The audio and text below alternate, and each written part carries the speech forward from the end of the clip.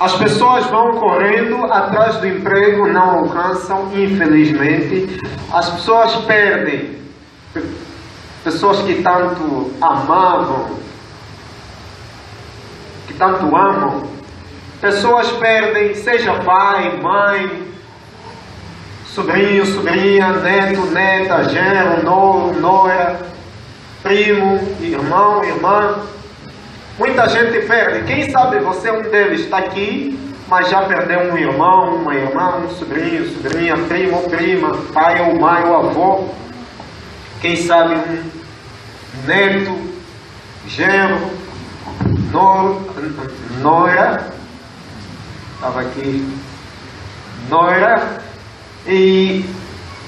mas você chorou porque é parte da vida. E eu dizia que quando as pessoas nascem, nascemos com a propensão para o pecado. E nisso, a morte, a qualquer momento, o ser humano pode enfrentar, pode deparar-se com esse fenômeno. Mas, para quem vive para Cristo, sem dúvidas, vai recordando as palavras que eu dizia no domingo: se morrer, morra na certeza e na esperança do retorno triunfal de Cristo Jesus a essa terra. Nós vemos hoje diversas pessoas passando por fome porque não têm nada para comer ou até mesmo têm pouco. E nós temos muitos irmãos que passam por aflição porque não têm algo para comer. Às vezes alguém, seja pai ou mãe, ou até mesmo o irmão ou a irmã, tem que fazer os possíveis, os esforços de andar debaixo do sol para conseguir alguma coisa para comer. Resumindo o que eu estou aqui falando desde o início, o sofrimento tem batido a porta de muitos. A doença já não se fala. Já não se fala. As decepções não se falam. As lágrimas praticamente têm sido um elemento cotidiano para muitos. Quem sabe você é uma pessoa que chora nas noites escuras, lá para as madrugadas ou à meia-noite, talvez por uma dor ou por uma decepção que você teve. Mas diante disso, ao olharmos por aquilo que começamos a falar desde domingo até pelo menos ao dia de ontem, a gente conclui que todos aqueles que estão se preparando para fazerem parte do reino eterno de Cristo, nunca mais, jamais vão deparar-se com a dor, sofrimento, lágrimas, jamais cairão aos rostos dos filhos de Deus.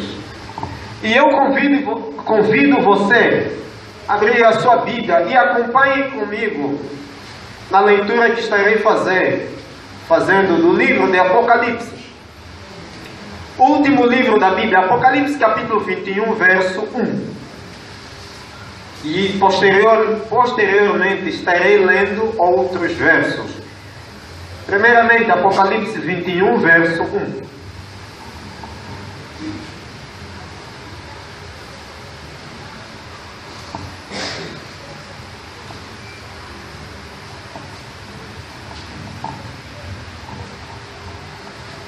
O texto bíblico diz o seguinte, Apocalipse 21, verso 1: Vi novo céu e nova terra, pois o primeiro céu e a primeira terra fizeram o quê? Passaram. E o mar já não quer. E o mar já não existe. O tema desta noite está ali, conforme vocês vejam. Um novo lar. João escreveu: vi novo céu e nova terra, pois o primeiro céu e a primeira terra passaram e o mar já não existe. João está referindo-se exatamente do novo céu em que habitará a justiça, o novo céu onde a nova Jerusalém, a santa cidade, estará. O novo céu, a nova terra, onde os remidos viverão para todo sempre, no estado de perfeição total. Mas João também declara aqui, no verso 1, de que o primeiro céu, a primeira terra, fizeram o quê? Ele está referindo-se deste céu e desta primeira, ou esta terra em que você e eu pisamos. Passará. Não que nós estaremos vivendo em um outro mundo. Ademais, a santa cidade, a Nova Jerusalém, vai pousar. Nós falamos sobre o Monte das Oliveiras. Essa terra aqui será apenas restaurada. Nós não vamos fazer uma transição de um mundo saindo deste em que nós estamos vivendo para um outro. Nós viveremos neste mundo, mas será um mundo novo ou um novo mundo.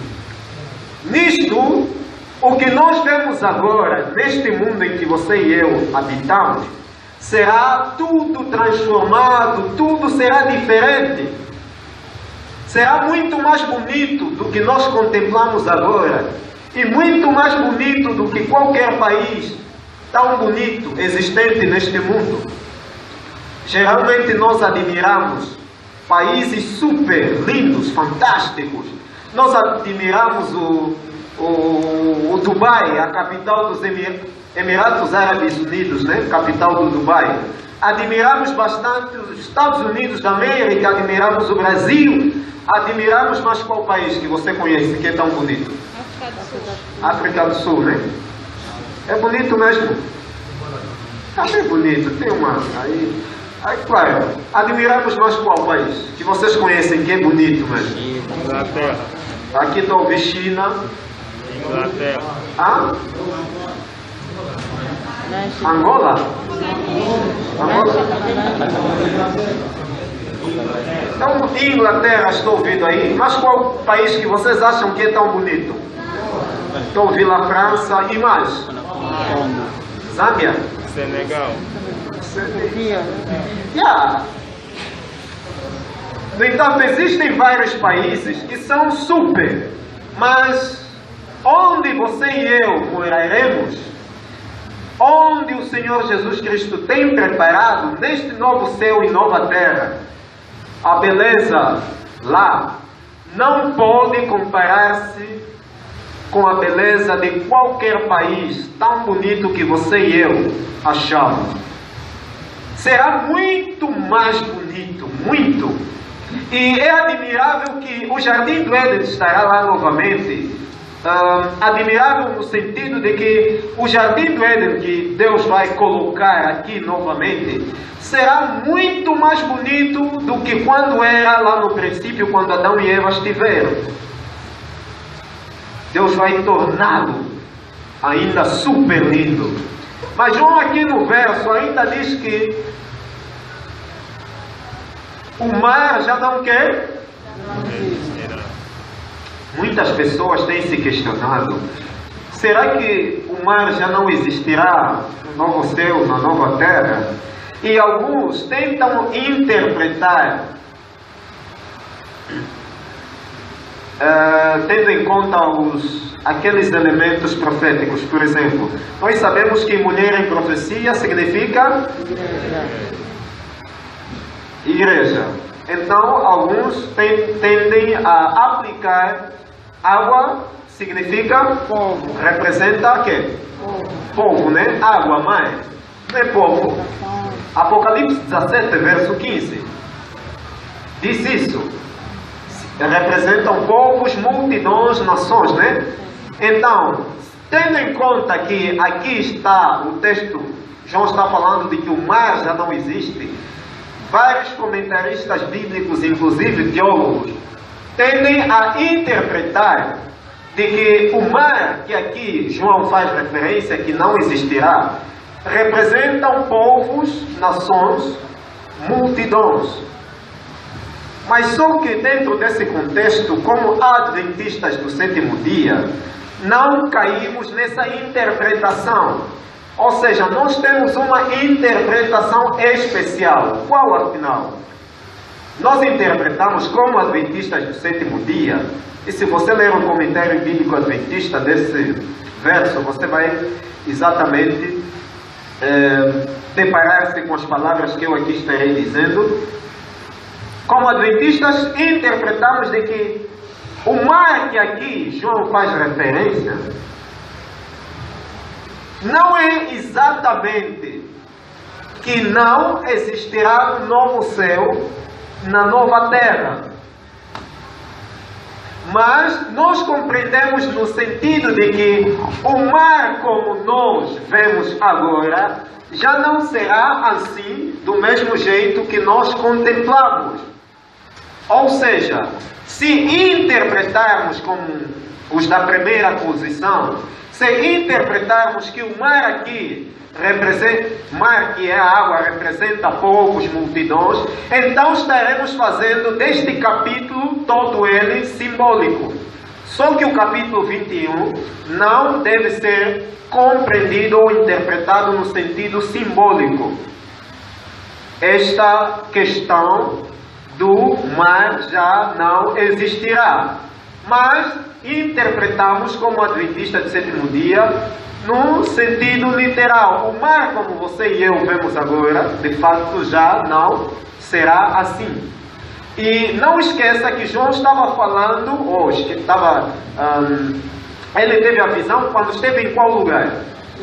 Na ilha de Patmos. E João estava rodeado pelo mar. Pelo mar quê?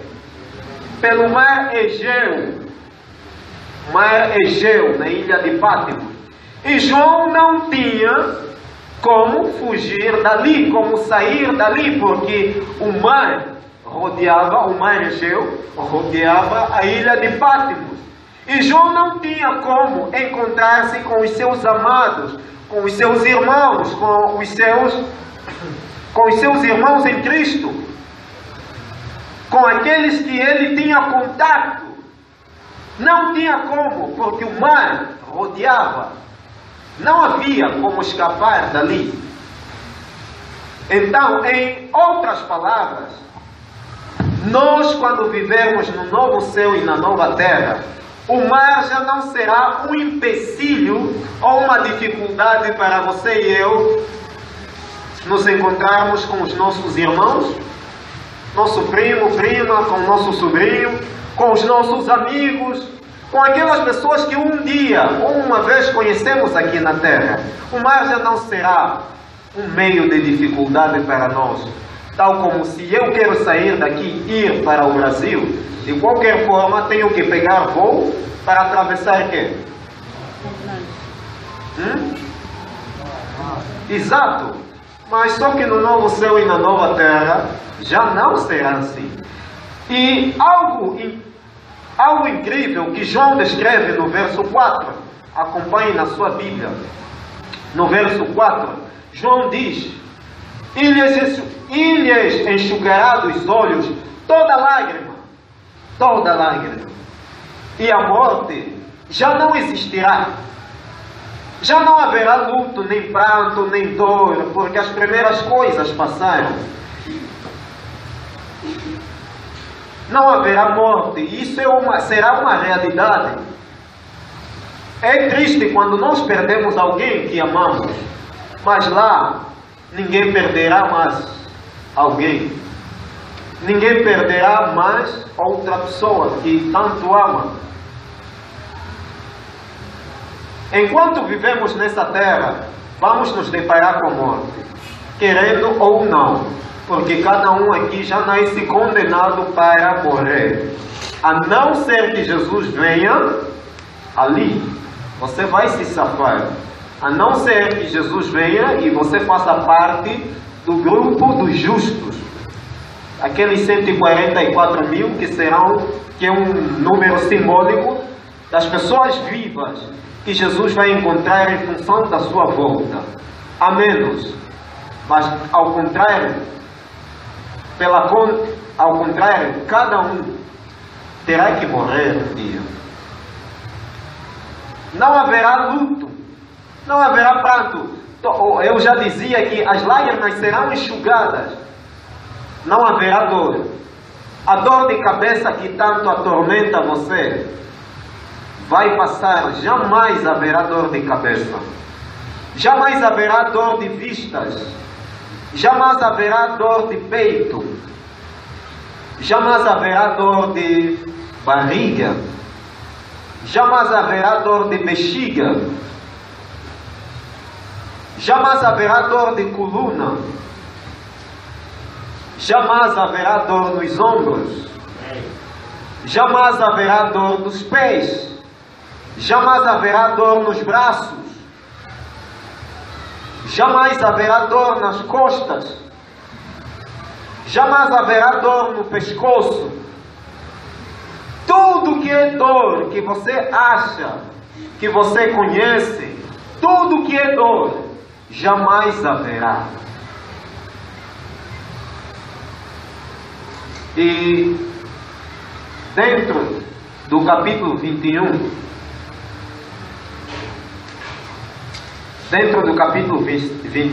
no verso 7, diz assim: o vencedor herdará estas coisas, e eu lhe serei Deus, e ele me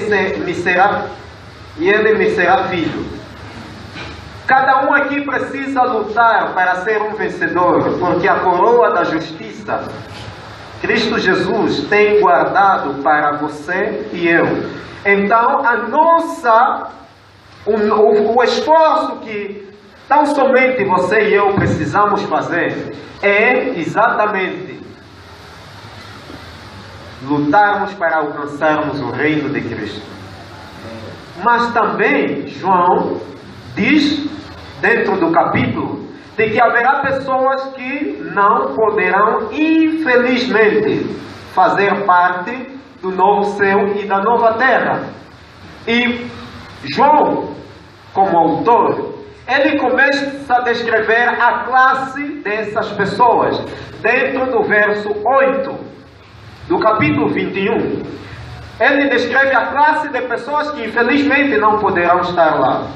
Verso 8 começa dizendo: quanto, porém, aos covardes, aos incrédulos, aos abomináveis, aos assassinos, aos impuros, aos feiticeiros, aos idólatras e a todos os mentirosos, a parte que lhes cabe será no lago que arde com fogo e enxofre, a saber, a segunda morte. A primeira classe de pessoas que João descreve que não estarão fazendo parte do novo céu e da nova terra são os covardes. O termo covarde em outras versões aparece o termo tímidos. Diz: quanto aos tímidos. Alguém tem aí uma versão onde está o termo? A tua, amém. Exato. Quanto aos tímidos, primeira classe dos tímidos não entrarão no reino. Vocês precisam colaborar comigo. Já sabem que eu gosto de perguntar. Quanto aos tímidos ou covardes, mesma coisa, não poderão entrar no reino de quem? Talvez isso você talvez possa se questionar: mas eu sou uma pessoa tímida, também não vou entrar no reino de Deus? Aqui o texto não está querendo dizer ou comunicar para nós, como leitores da Bíblia, de que são pessoas tímidas por natureza. Não são as pessoas tímidas por natureza de caráter, de temperamento que não poderão exatamente fazer parte do reino de Deus.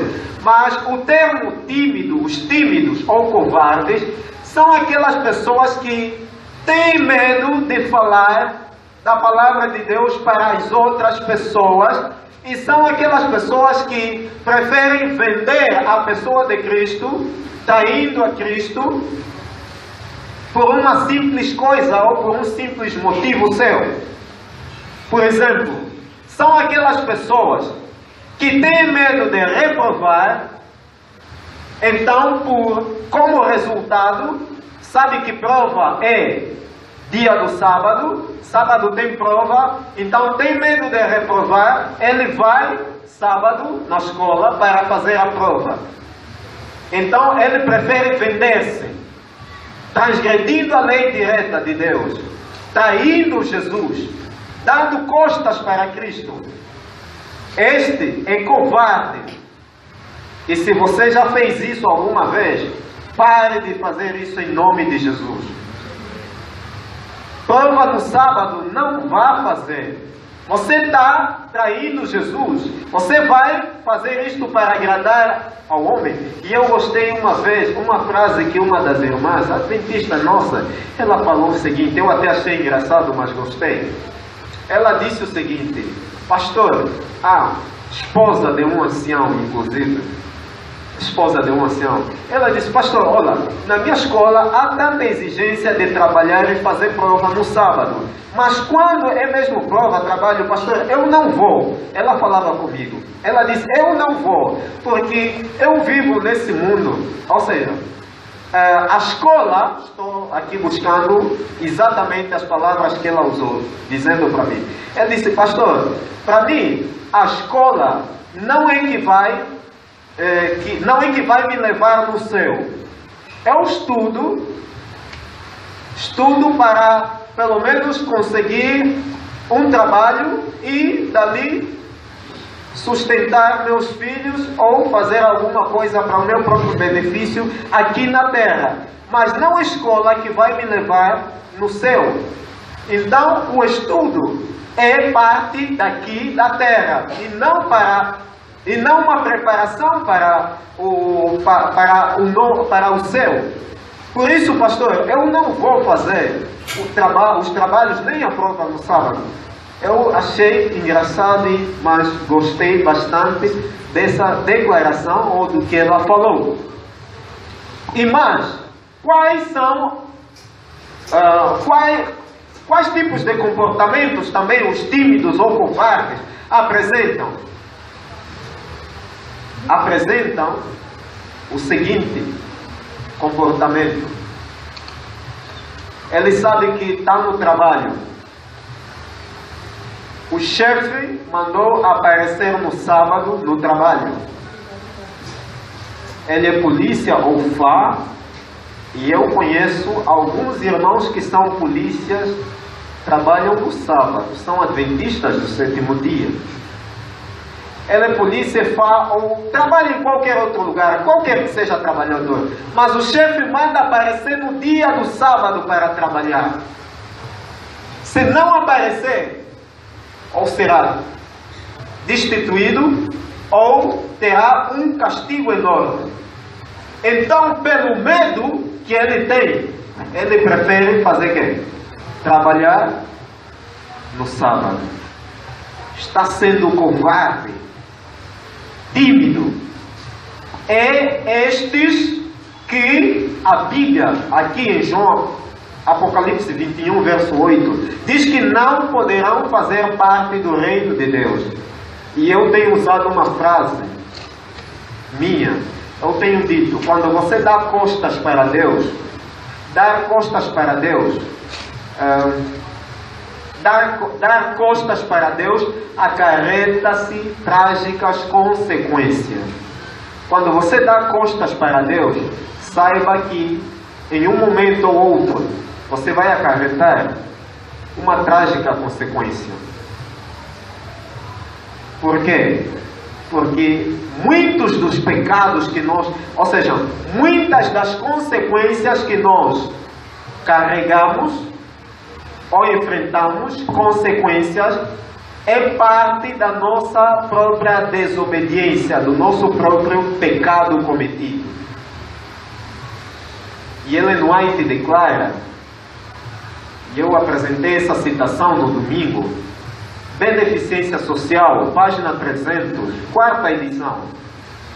Ellen White escreveu: o mundo precisa de homens, homens que não se compram, homens que não se vendam, homens que no íntimo da alma sejam verdadeiros e honestos, homens que não temam chamar o pecado pelo seu próprio nome, homens cuja consciência seja tão fiel como a bússola o é ao polo, homens que sejam tão firmes pelo que é reto, ainda que caiam os céus. Essa citação de Ellen White também está no livro Educação, página 57. Não livro Conselhos sobre Educação, mas livro Educação. São dois diferentes. Essa é a primeira classe, covardes ou tímidos. A segunda classe, que João aqui faz menção, são de quais? Você tem a sua Bíblia aí? Estamos no verso 8, primeiro fala dos covardes ou tímidos. A segunda classe é dos incrédulos. Pessoas que descreem da palavra de Deus, que não acreditam naquilo que está escrito, não acreditam na existência de Deus, duvidam daquilo que o irmão ou a irmã está mostrando. Está aqui, é Deus falando, mas o irmão descrê, quer apresentar o seu ponto de vista conforme ele compreende, conforme ele acha, a sua própria opinião. Incrédulos não poderão fazer parte do reino de Deus. Terceira classe, aos abomináveis, pessoas que toda abominação é pecado diante de Deus. Abominação é tudo aquilo que é terrivelmente desagradável aos olhos santos de Deus.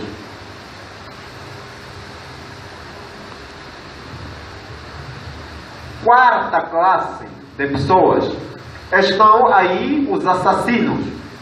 Existem pessoas que são assassinas, praticam o homicídio,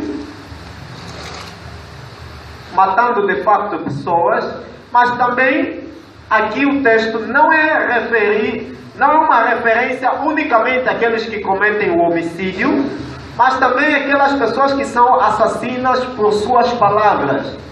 Existem irmãos ou irmãs que quando estão a falar, seja para filhos, familiares ou até mesmo vizinho, colega de trabalho ou de escola, as palavras são como facas ao coração das pessoas.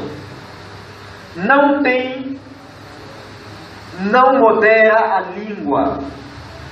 É preciso ter cuidado com a nossa língua. Nós somos representantes de Cristo nesse mundo e somos colaboradores no ganho de almas para o reino de Deus. E você como cristão, como cristã, precisa ter cuidado com cada palavra que você vai proferir, porque por tuas palavras, Mateus escreveu, Mateus capítulo 12, verso 36 e 37, porque pelas tuas palavras serás condenado e pelas tuas palavras serás justificado, ou justificado e condenado respectivamente. Palavras frívolas, palavras tolas, palavras cruéis precisam ser banidas nos lábios daqueles que são chamados verdadeiramente filhos de Deus. Outra classe estão os impuros. Quem são os impuros? Biblicamente falando, o termo impuro é aplicado para pessoas que praticam, a prática do sexo, que é a fornicação pré-marital, a prática do sexo antes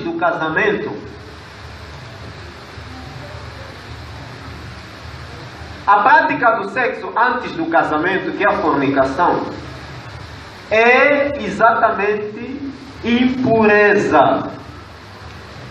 E eu recomendaria que lessem em casa a primeira carta de Paulo aos Tessalonicenses, a segunda carta aos Tessalonicenses, capítulo 4, creio que é isto. Exato, creio que é mesmo isto, não tenho dúvida. Segunda carta aos Tessalonicenses, capítulo 4, leiam todo ele. Toda impureza. E olha, aí também estão os chamados adúlteros. Ademais, impureza ou os impuros são os que praticam impureza. A impureza, toda tendência toda tendência para aliviar o sexo, mesmo não praticando sexo, toda tendência de aliviar o sexo é pecado e é impureza. Por outra, existem irmãos que falam que fazer masturbação é praticar. Praticar a masturbação não é pecado, porque não tem na Bíblia a palavra ou o termo masturbação. Não é isso que as pessoas dizem? Claro que é isto. O termo masturbação está dentro do termo impureza, ou seja, biblicamente falando,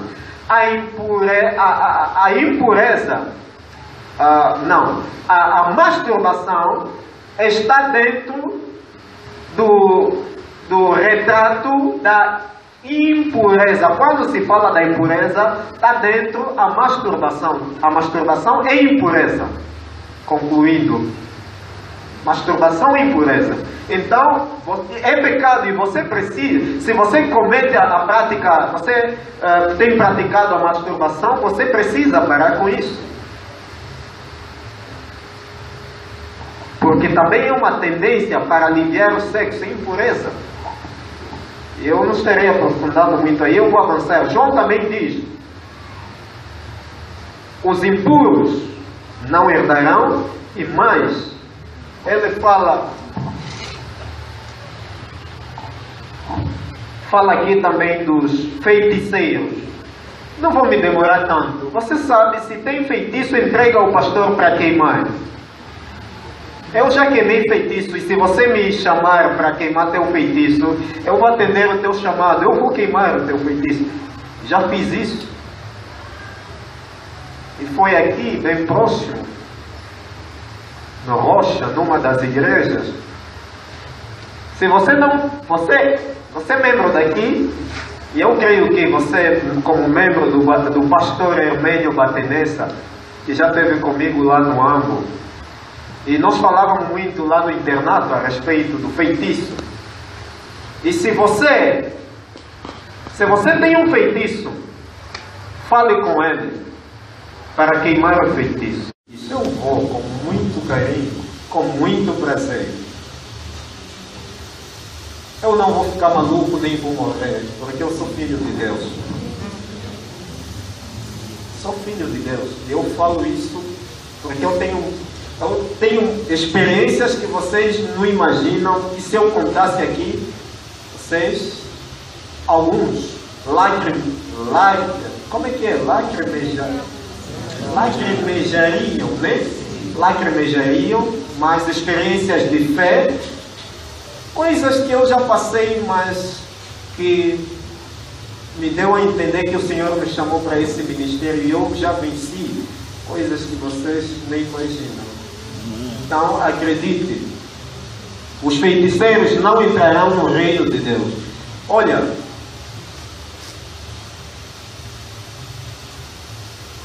se tem alguém que costuma abruxar de noite na casa de alguém ou procurando bruxar qualquer um dos irmãos, que pare com essa prática, essa vida. Se tem alguém que costuma feitiçar alguém, que pare com isso, porque acredite que se você continuar nessa vida, você não vai herdar o reino de Deus. Eu não vou demorando falando de feitiço. Ademais, aqui o texto fala dos idólatras. Você sabe quem são os idólatras? Pessoas que praticam a idolatria. E algum exemplo, se você... Essa questão da idolatria, o texto aplica-se àquelas pessoas que não adoram verdadeiramente o Deus, Criador dos céus e da terra, mas têm outros deuses. Isso seja adoram padres, pastores, ou até mesmo é aplicado para pessoas que adoram alguma coisa que eles têm ou possuem. Por exemplo, nós podemos adorar uma roupa que nós tanto gostamos, amamos, um telefone que você acha que se eu perder esse telefone vou perder a minha vida. Pessoas que colocam o coração no telefone ou no computador, qualquer coisa que você acha que você possui pode ser um Deus para você. E é a prática da idolatria que você vai estar cometendo. No entanto, é preciso acabar com essa prática da idolatria. E, portanto, aqui diz: e todos os mentirosos, a parte que lhes cabe será no lago que arde com fogo e enxofre, a saber, a segunda morte. Aqui está falando de todos os mentirosos. Existem pessoas que são especialistas em mentiras.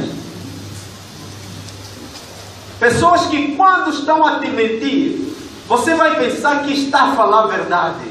Você só vai abanar a cabeça, vai dizer: oh, aí é. Afinal, ele vai te dobrar, você não vai dar conta. Você talvez só vai dar conta quando alguém falar algo contrário ao que aquela pessoa falou para ti. E quando você provar que, afinal, aquele fulano me mentiu, de facto me mentiu. Não existe aqui mentira branca, preta, de diplomacia social. Todo tipo de mentira aqui é condenado. Existem pessoas que não mentem por palavras, mentindo por palavras, mas mentem por um piscar dos olhos. Quem sabe você já fez? Alguém está vindo, já sabem como é que acontece, né?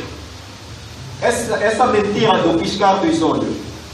Por exemplo, eu vou para falar com... Como é que te chamas? Afonso. Irmão Afonso. Irmão, como se chama? Quenda. Como? Quenda. Quenda. O irmão Afonso, o irmão Quenda falou algo ao irmão Afonso. Falou algo que é mentira. Algo que é mentira. Falou alguma coisa de mentira. O irmão Afonso vai vir para confirmar em mim se o que o irmão Quenda falou é mesmo verdade ou mentira. O irmão Quenda vai acompanhar ele atrás, enquanto ele está vindo confirmar em mim. Ao se chegar em mim, ele, claro, vai dar costas ao irmão Quenda. E ao falar o que o irmão Quenda disse, ao falar para mim, para eu confirmar, ou seja, para eu também confirmar ou cair naquilo que o irmão Quenda falou para ele, concordando que é mesmo aquilo que ele falou, mas é mentira, o irmão Quenda, ao lhe acompanhar atrás, e ele deu costas para ele está olhando para mim, o irmão Quenda vai piscar para mim. Isto para eu concordar com as palavras que o irmão Afonso veio falar para mim. Não sei se estão a compreender. Glória a Deus porque estão a entender. Então, esse é um tipo de mentira. Existem pessoas que mentem por um menear da cabeça. Não falam, mas é isso assim. Assim mesmo já mentiu. Já mentiu. Existem pessoas que não mentem por palavras, mas mentem por um sinal de ficha. Fulano tal, não sei o que. Não falou, mas um fiche está ali por detrás do fiche, uma mentira. Enfim, várias formas de mentira. E olha, O que João aqui fala é algo semelhante que ele fala no capítulo posterior, o capítulo 22, verso 15. O capítulo 22, verso 15, pelo menos, João escreve o seguinte: fora ficam os cães, os feiticeiros, os impuros, os assassinos, os idólatras e todo aquele que ama e pratica mentira. Novamente, João descreve alguns elementos ou aspectos que ele descreveu no verso 8 do capítulo 21. Primeiro ele fala dos cães. Os cães não herdarão o reino dos céus. Aqui os cães não são esses cães de casa que nós temos, mas cães, aqui na profecia bíblica, é uma referência aos falsos obreiros ou até mesmo falsos apóstolos. E com isso você pode confirmar em Filipenses capítulo 3, verso 2, onde fala dos maus obreiros, fala dos cães como sendo maus obreiros, falsos apóstolos. Filipenses 3, verso 2. E em Isaías 56, também, aí, eu esqueço o verso, mas em Isaías 56, fala dos cães como falsos obreiros, apóstolos. Estes é que são os cães. E mais, aqui no verso 15, novamente fala dos feiticeiros. Então é preocupante, há uma repetição. Se João já falou anteriormente, está repetindo exatamente para enfatizar, chamar a sua atenção, você que é feiticeiro, que deves abandonar essa vida. Não é à toa que João vai repetir a mesma expressão ou o mesmo termo que já anteriormente frisou. E em teologia nós temos uma forma de compreensão de que quando o autor bíblico descreve algo e repete novamente nos capítulos posteriores ou nos versos posteriores, então entende-se na vertente de uma situação preocupante. É preocupante. E ainda aqui o verso fala dos impuros. Novamente é preciso abandonar a impureza. E novamente aqui fala dos assassinos. Não vou repetir a explicação, mas é preocupante e precisa ser. Essa prática do assassinato precisa ser evitada. Os idólatras, novamente. E todo aquele que ama e pratica mentira, novamente. É preciso abandonar.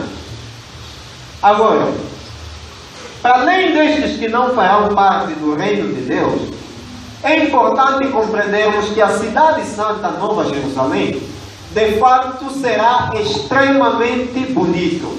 E pelo menos dentro do capítulo 21 de Apocalipse, João nos dá alguma noção de como será essa cidade santa.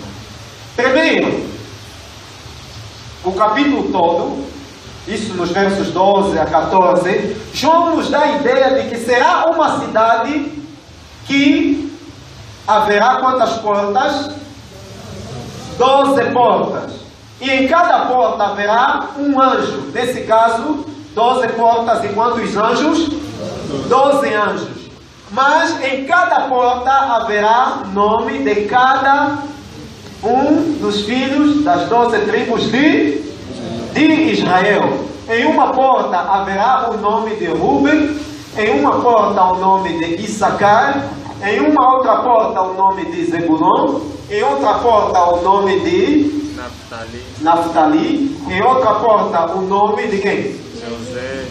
José, em outra porta o nome de Zebulon, enfim.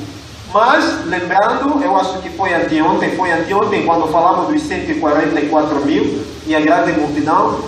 Quais são os nomes que não estarão ali? Dan e Efraim. Dan e quem? Dan e Efraim. Porque eles corromperam-se, tornaram-se líderes da idolatria e da rebelião. E eles foram, ou serão foram, já no momento, substituídos por José. José substituiu, ou seja, Efraim foi substituído. É isso.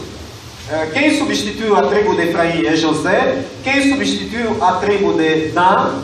Levi, foi a tribo de Levi. Então os seus nomes não estarão ali na porta. Agora, para além dos nomes das 12 tribos dos filhos de Israel estarem ali, a cidade também terá quantos fundamentos ou bases alicerces? 12. E em cada fundamento da cidade haverá nomes, em cada um dos fundamentos haverá nome dos 12 discípulos ou apóstolos. Em cada um, em um fundamento haverá o nome de Pedro, em outro fundamento o nome de Tiago, em outro fundamento o nome de João, em outro fundamento o nome de quem? Mateus. Em outro fundamento o nome de quem? Simão.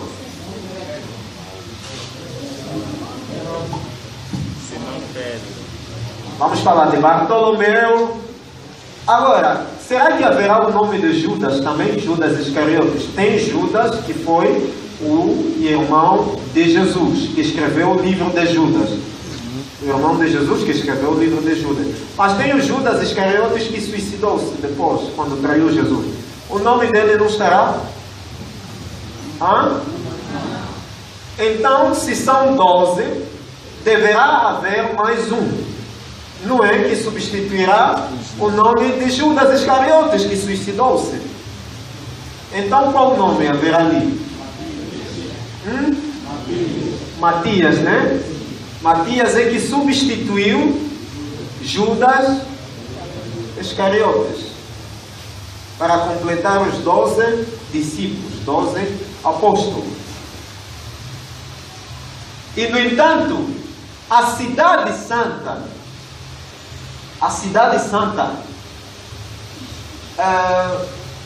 nessas 12 portas que haverá, 3 portas estarão no lado sul, 3 portas no lado norte, 3 portas no lado este, 3 portas no lado oeste. Totalizando são quantos? 12. Mas por que os nomes estarão, os nomes das 12 tribos dos filhos de Israel estão ali? Isso também ajuda-nos a compreender que quando nós, no momento em que nós tivermos a entrar na cidade santa Nova Jerusalém, nós não entraremos todos na mesma porta, onde está o nome, por exemplo, de Zebulon. Todos nós estamos a passar na mesma porta. Cada um vai passar na porta onde o caráter de cada um dos filhos das 12 tribos de Israel, o seu caráter, em que este caráter assemelha-se ao teu, ou assemelha-se ao teu. Tornando ainda mais claro, se o teu caráter é semelhante ao caráter de Zebulon, então você vai entrar ou passar pela porta onde está escrito o nome de quem? Zebulon. Se o teu caráter é semelhante ao caráter de Ruben, então você vai passar na porta onde está escrito o nome de... Se o teu caráter é semelhante ao caráter de Naftali, então você vai passar pela porta onde tem o nome de... Assim sucessivamente. Mas haverá espaço para todos aqueles que desejam lá estar. Haverá espaço enorme. E, pelo menos, algumas estatísticas que temos dos estudos demográficos, eles afirmam que haverá espaço para estudos demográficos.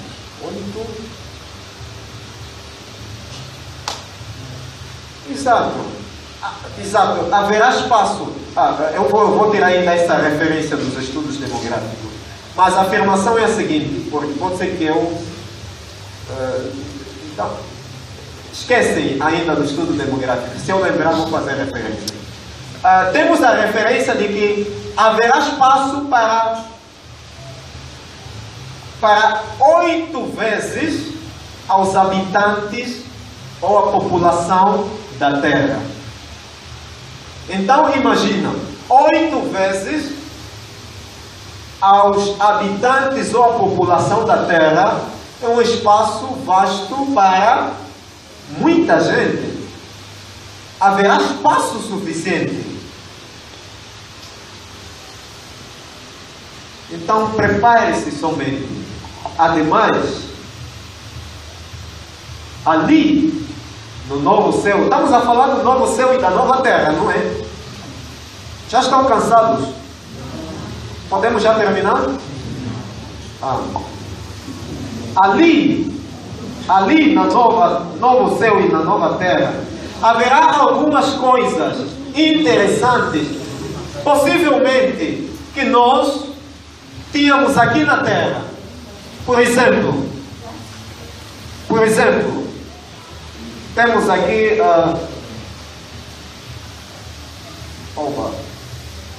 temos, por exemplo, a luz da Bíblia, que nos dá a entender de que não haverá casamentos ali. No novo céu, na nova terra, não haverá casamento. Então, se você quer casar, case aqui. Se você está esperando um dia casar lá, esquece. Esquece e esquece mesmo de vez.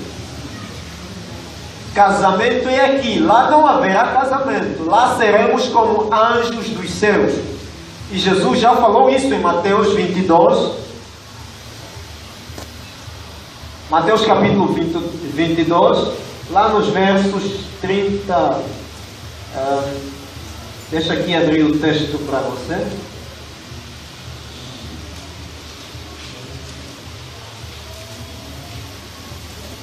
Mateus capítulo 22.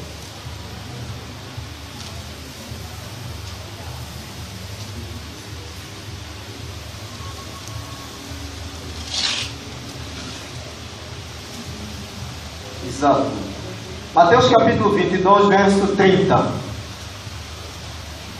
Mas verso 29, vou começar no verso 29 até o verso 30. Respondeu-lhe Jesus: errais não conhecendo as Escrituras nem o poder de Deus. Verso 30. Porque na ressurreição nem casam, nem se dão em casamento. São, porém, como os anjos do céu. Então, quando você e eu, se caso um dia morrermos, depois que ressuscitarmos,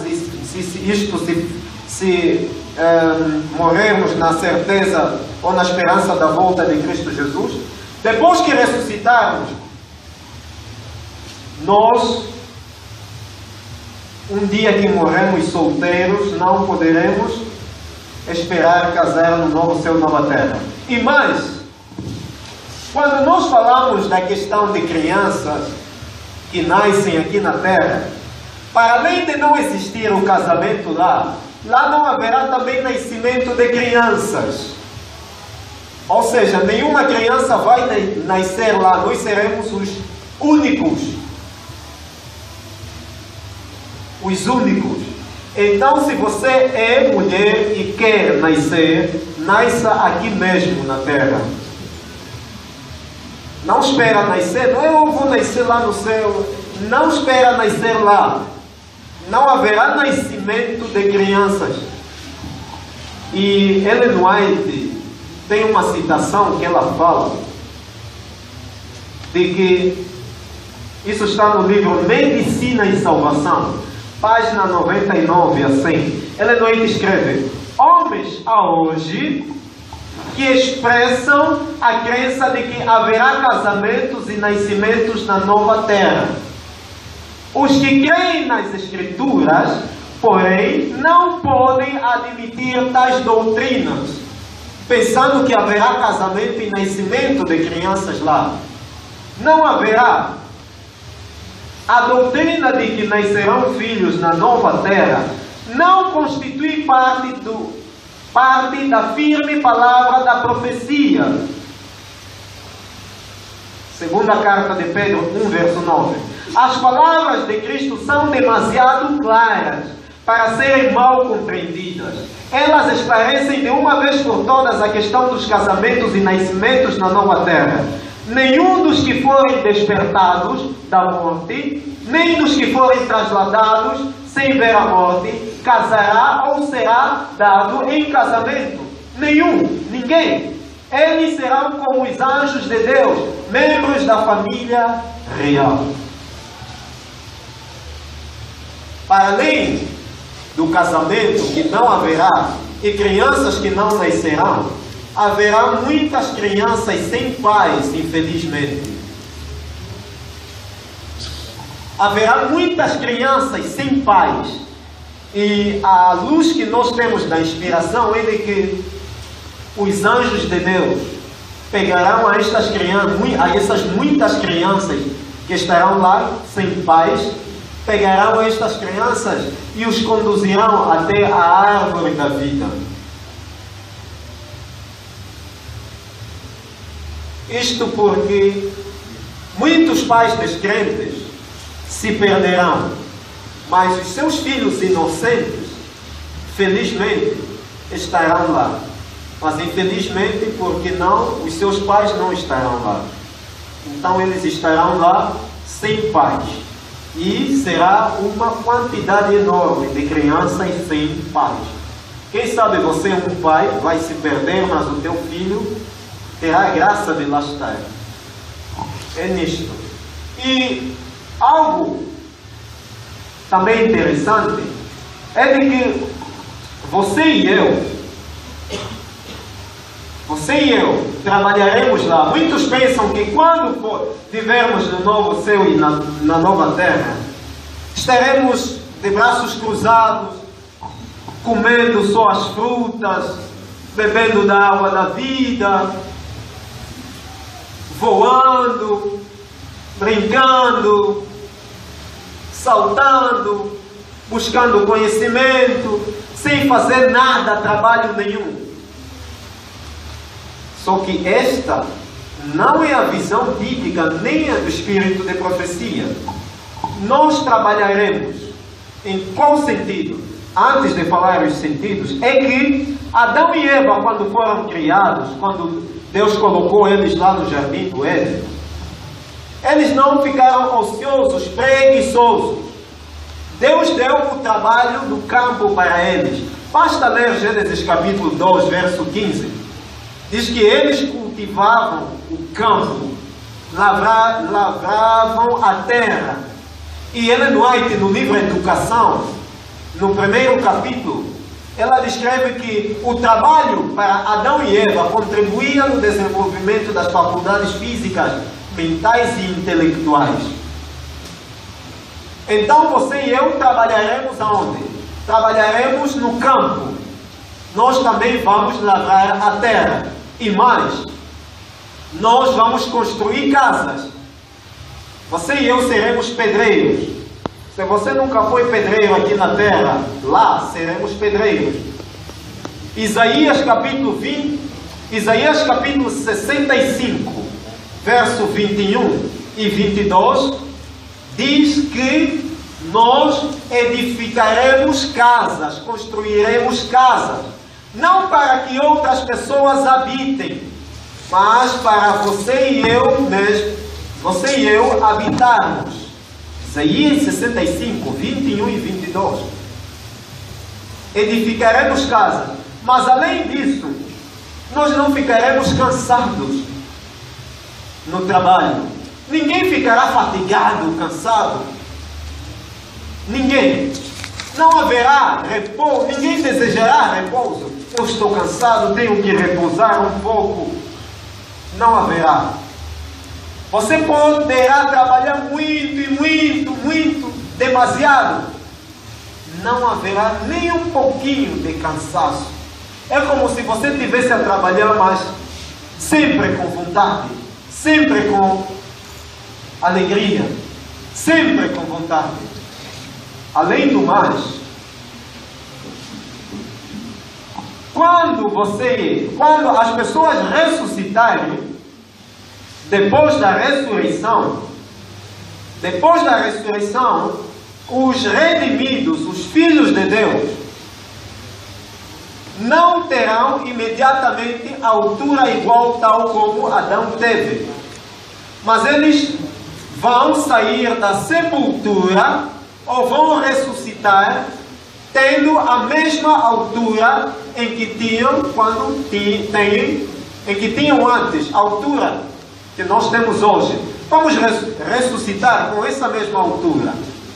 Mas, acima de tudo, a novidade é que lá nós teremos crescimento.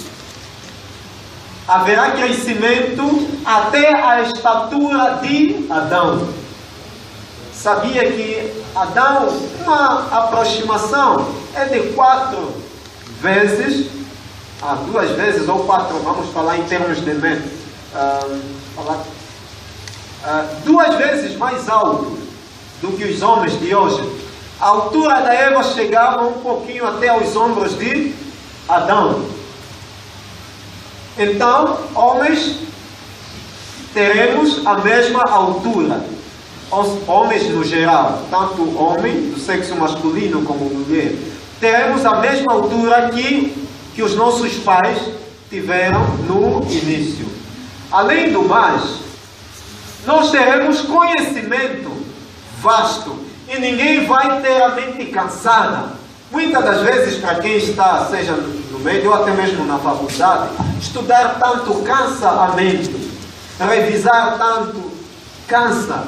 E para quem não gosta de matemática, passando várias horas exercitando, cansa a mente. E dentro disso, em contraste disto, no novo céu e na nova terra, nós teremos conhecimento que não cansará a nossa mente. Em outras palavras, o conhecimento que você tem de física, geografia, astronomia, hoje,